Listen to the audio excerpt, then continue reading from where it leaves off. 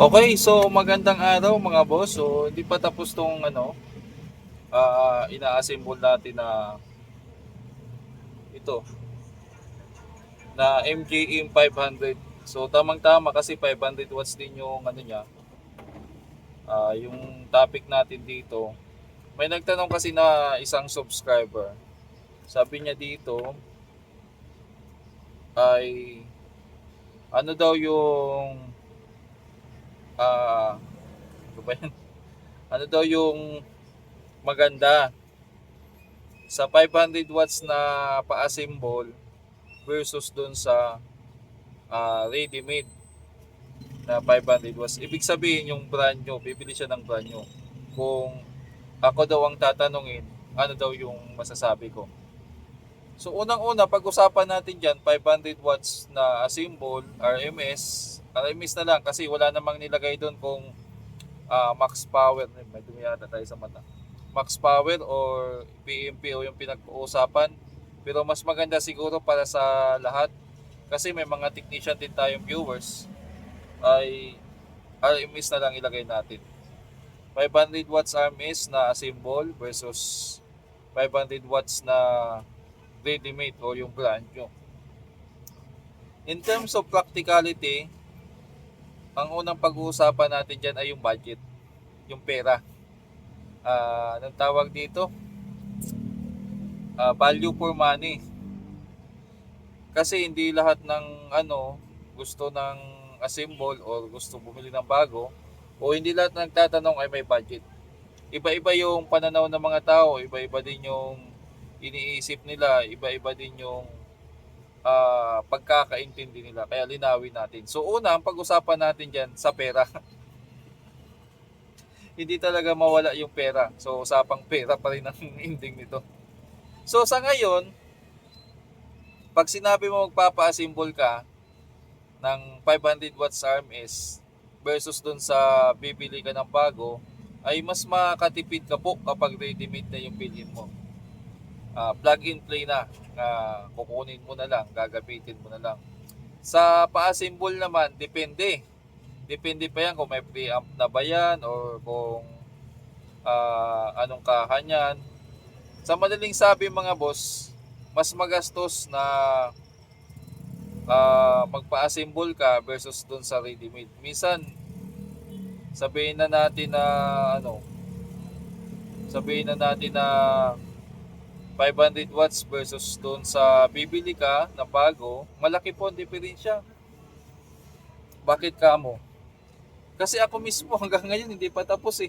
Ito ay naturingan na MGM 500, ibig sabihin 500 watts to. Pero depende pa rin sa supply pa rin yun. Hindi pa sure tayo kung totoong 500 watts ang ilalabas nito kasi depende pa rin sa iso-supply ko na transformer, kung ilang volts at saka kung ilang amperahe. Okay. Ngayon, pag-usapan natin yung assemble. Sa assemble kasi mga boss, kahit sabihin natin pumili ka ng wholesale na pyesa, ang ending niyan, binibili mo pa rin pa isa-isa yung pyesa. Pa isa-isa, tapos may tinatawag pa dyan na human labor, yung gumagawa, yung bayad sa gumagawa. Yan, mga boss. Hindi katulad sa brand nyo o sa ready-made na factory yan, maraming proseso yan o kaya bultuhan yan. So mas mura yung nakukuha nila ng halaga ng presyo sa mga materials o bultuhan sila bumili. Sa ano kasi sa symbol, heatsink bibilhin mo. Power transistor bibilhin mo. Mga resistor, mga transistor na maliit, bibilhin mo ng paisa-isa. Kaya yung gastos ay lumulobo. Transformer pa lang, naku po, magpa-rewind ka o magbili ka ng libo-libo din yung pag-uusapan dyan. So sabihin na natin na disadvantage ng assemble ay sa pera, sa gastos. Yan, disadvantage talaga. Pero, ang advantage naman ng magpapa-assemble ka ay tinatawag yan na customize. Pwede kang pumili kung anong quality ng pyesa ang gagamitin mo, anong design ng amplifier na gagamitin mo, gaano kalaking amplifier ang gagawin mo, pwede kang pumili. So, pwede mo siyang patibayin ng patibayin, pwede mo siyang palakasin ng palakasin. Yun ang pinaka-advantage niyan. At syempre, kung halimbawa, assemble, halimbawa, katulad ko ng mga nagdi-DIY or naggumagawa. So, para sa akin, iba pa rin yung sense of fulfillment or satisfaction, sense of satisfaction kapag ikaw mismo ang bumuo ng sariling amplifier mo. Iba yung pihit, iba yung pakiramdam na kapag nagpapasounds ka, na alam mo sa sarili mo na binuo mo from the scratch. Kumbaga, binuhusan mo yung oras, yung pera mo, binuhos mo dun. Iba pa rin pag tumunog. Iba yung pakiramdam, mga boss, versus dun sa bumili ka ng ano. So, sa madaling sabi, passion, assemble, practicality, ready-made. Yun. Yun ang ano lang yan. Yun ang madaling sabi lang yan. Ako, personal, papipiliin. Siyempre, gusto ko rin mag-assemble ng sarili ko kasi parang hobby ko na rin. Nag-i-enjoy ako mag-assemble. Lalo na kung halimbawa, ako mismo nag-build ng amplifier, ako nag-design ng kaha, akong gumawa din ng box, speaker box na ikakabit o ipapari sa kanya. So, iba yung pakiramdam dun. Kumbaga, yung sense of fulfillment nun o yung kasiyahan dun, iba. Hindi mababayaran yun, mga boss. Priceless yun. Kahit sabihin na natin na inassemble ko to, para sa akin, ito yung pinakamaganda kasi creation ko, akong gumawa. Para sa akin, ito yung pinakamaganda sa lahat. Ito yung pinaka-the best kasi sa akin to. Kumbaga, masasabi ko na ako to. Kumbaga, kung sasabihin natin na kung sa tao, parang anak mo yan. Parang ito yung proudest moment mo, parang ganon sa assemble. Ngayon, kung wala ka namang ganong sentimento, wala ka namang attachment na ganon, gusto mo lang magpatugtog, wala ka namang ganong pakiramdam katulad sa mga mahilig sa sounds, sa tulad namin mahilig sa sounds, bumili ka ng bago. Kumbaga out of necessity mo lang, parang kailangan mo lang magpatugtog o gagamitin mo lang sa business mo o kung ano man yan, pwede yun. Pero kung itatrato mo siya na parang baby mo, parang anak mo, talagang ikaw yung uhubog, sa assemble ka na. Para nagpo-promote, sa assemble ka na.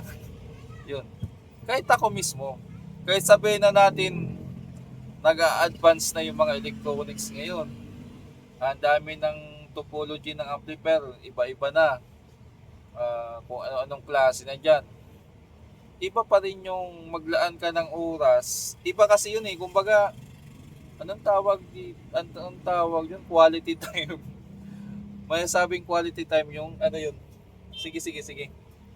Iba yung quality time na mag-a-assemble ka talaga kasi hindi mo mararamdaman. Pagod ka, oo. Pero iba yung pagod ka na dahil gusto mo mapagod.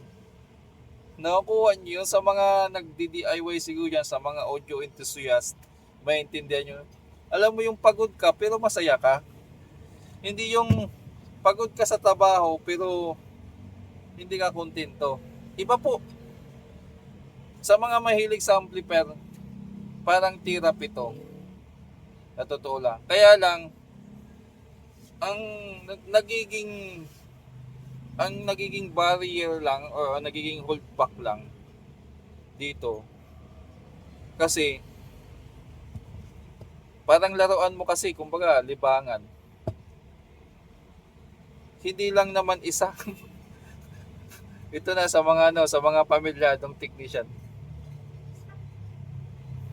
yung realidad, hindi ka lang technician, tatay ka din, asawa ka din, may obligasyon may obligasyon ka na kailangan punuan mo, di ba? Kaya hindi naman pwedeng ubusin mo yung oras mo, yung budget mo sa amplifier o sa sounds. Kaya yung nag-hold back lang sa mga ganito kasi outside electronics or amplifier world, meron tayong pamilya, meron tayong na kailangan natin paglaanan. Kaya katulad nito, gustong gusto ko naman buuin. Liwa, kung ako lang, maghapon, abutan ako ng ilang buwan dito na ito lang gagawin ko hanggang sa matapos, walang problema. Pero, ang katotohanan, ang reality, kailangan ko siyang itabi, kailangan ko magtrabaho kasi may pamilya. May pamilyang ibis na gastusan ko siya para matapos na pukusan ko siya, hindi. Kailangan ko siyang kumbaga kailangan kong kontrolin yung sarili ko, pigilan, tabi ka lang muna at magtatabaho tayo. Yun lang. So parang anong nangyari dito, naging bias ako sa Assemble, pero totoo yun, naging bias talaga ako, mga boss. Yun lang, pag-usapan natin. Usapang amplifier, usapang audio, comment sa baba, at andito ako lagi, gawa tayo ng topic, pag-usapan natin lahat ng bagay pagdating sa amplifier, sa speaker, sa speak, sa pyesa ng amplifier, pag-usapan natin. Itutuloy-tuloy natin to. Hanggat maaari, kung kaya kong gumawa ng daily vlog para may mapag-usapan tayo, comment lang kayo. So, alam ko, napapabayaan ko na yung YouTube channel ko. Pero ngayon, siguro parang nag-decide ako na i-push ko na lang siguro to para stress reliever ko. Wag lang nyo akong i-bash, parang awa nyo na mga boss. Paalam, susunod. Mali naman yung sinabi ko. Paalam, kita-kita tayo sa susunod kong video. At God bless po sa ating lahat. Sana pagpalain po kayo. Dalangin ko yung kalusugan nyo maging okay. At walang humpay na kaligayahan para sa inyo.